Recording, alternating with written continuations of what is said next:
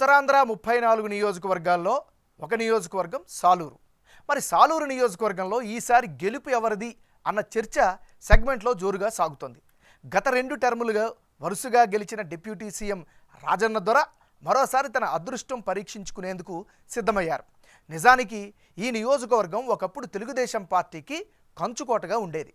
ఆ తర్వాత కాంగ్రెస్, ఇప్పుడు వైఎస్ఆర్ కాంగ్రెస్ పార్టీ హవా పెరిగిపోయింది. మరి ఈసారి అసెంబ్లీ ఎన్నికల్లో సాలూరు నియోజకవర్గం ఓటర్ నాడి ఎలా ఉందో తెలుసుకునే ముందు 2019 అసెంబ్లీ ఫలితాలను ఒకసారి చూద్దాం. 2019 అసెంబ్లీ ఎన్నికల్లో సాలూరు నియోజకవర్గంలో వైసీపీ అభ్యర్థిగా పోటీ చేసిన రాజన్న దొర 51% ఓట్లతో గెలిచారు. తెలుగుదేశం పార్టీ నుంచి పోటీ చేసిన రాజేంద్ర ప్రతాప్ 38% ఓట్లు రాబట్టారు. ఇతరులకు 11% ఓట్లు ఇచ్చాయి. ఇందులో 3.21% ఓట్లు నోటాకి పడ్డాయి. అంటే ఏ అభ్యర్థికి కూడా తమకు ఇష్టం లేదని 3% మంది తమ అసంతృప్తిని వ్యక్తం చేశారు. గత ఎన్నికల్లో రాజన్న దొర ఇమేజ్తో పాటు వైఎస్ జగన్ వేవ్ గెలుపులో కీలక పాత్ర పోషించింది. అదే సమయంలో టీడీపీ అభ్యర్థి రాజేంద్ర ప్రతాప్ బంజిదేవ్ ఓడిపోవడానికి కారణం టీడీపీలో కీలక నేతగా ఉన్న గుమ్మడి సంధ్యారాణి నుంచి పూర్తిస్థాయి సపోర్ట్ లేకపోవడమే. ఆమెకు 2014, 2019 ఎన్నికల్లో టీడీపీ టిక్కెట్ ఇవ్వలేదు. కానీ ఈసారి పరిస్థితులు మారాయి. మరి ఈసారి ఎన్నికల్లో సాలూరు సెగ్మెంట్లో రాజకీయం ఎలా ఉండబోతోందో big TV exclusive detailed election సర్వేలో వెల్లడైనటువంటి అభిప్రాయాలను ఇప్పుడు పరిశీలిద్దాం. వైఎస్ఆర్ కాంగ్రెస్ పార్టీకి చెందినటువంటి నాయకుడు రాజన్న దొర. మరి రాజన్న దొరకి రానున్న ఎన్నికల్లో అనుకూలమైనటువంటి అంశాలు ఏమిటి పరిశీలిస్తే, సీనియర్ మోస్ట్ పొలిటీషియన్గా జనంలో నియోజకవర్గంలో గుర్తింపు అయితే కనిపిస్తోంది.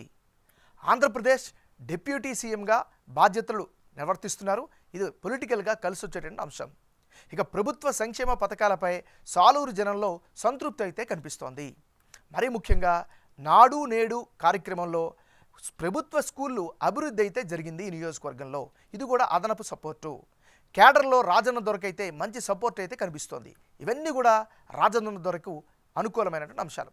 మరి ఈయనకుండే మైనస్ పాయింట్స్ ఏంటి పరిశీలిస్తే, సాలూరులో హెవీ వెహికల్స్ కోసం హామీ ఇచ్చి ఏర్పాటు చేయకపోవడం ప్రధానమైనటువంటి మైనస్.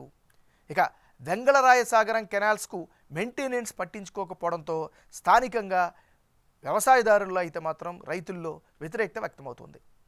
నియోజకవర్గంలో మండలాలు, తండాలు, గ్రామాల మధ్య సరైనటువంటి రోడ్లు లేక సామాన్యులైతే అవస్థలు పడుతున్నారు. ఇదో మైనస్గా చెప్పుకోవచ్చు. ఇక డ్రైనేజీలు అయితే పూర్తి స్థాయిలో ఇబ్బందికరంగా కనిపిస్తున్నాయి. సాలూరు మండల హాస్పిటల్లో సరైనటువంటి మౌలిక వసతుల్ని ఈయన కల్పించలేకపోయారు. ఇదొక మైనస్. ఇక జూట్ మిల్ పాండమిక్ నుంచి తెరుచుకోకపోవడం కూడా మరో మైనస్గా చెప్పుకోవచ్చు. ఇది ఈయనకి సంబంధించినటువంటి ప్లస్లు, మైనస్లు. తెలుగుదేశం పార్టీకి చెందినటువంటి నాయకుడు రాజేంద్ర ప్రతాప్ బంజిదేవ్.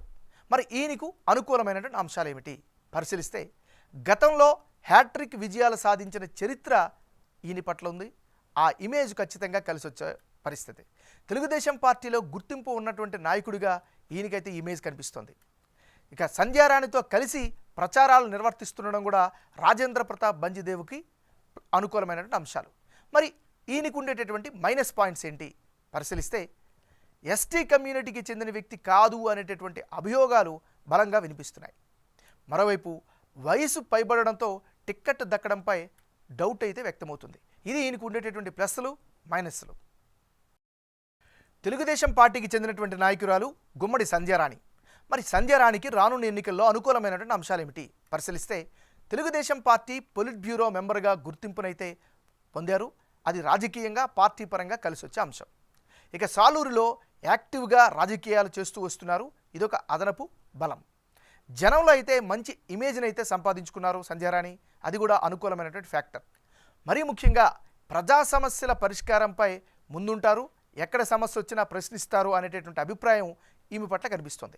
ఇవన్నీ గుమ్మడి సంధ్యారానికి ఉండేటటువంటి అనుకూలమైనటువంటి అంశాలు.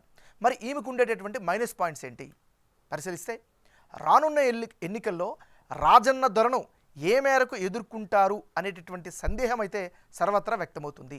ఇదే ప్రధానమైనటువంటి మైనస్గా చెప్పుకోవచ్చు. ఇది ఈమెకు ఉండేటటువంటి ప్లస్లు, మైనస్లు.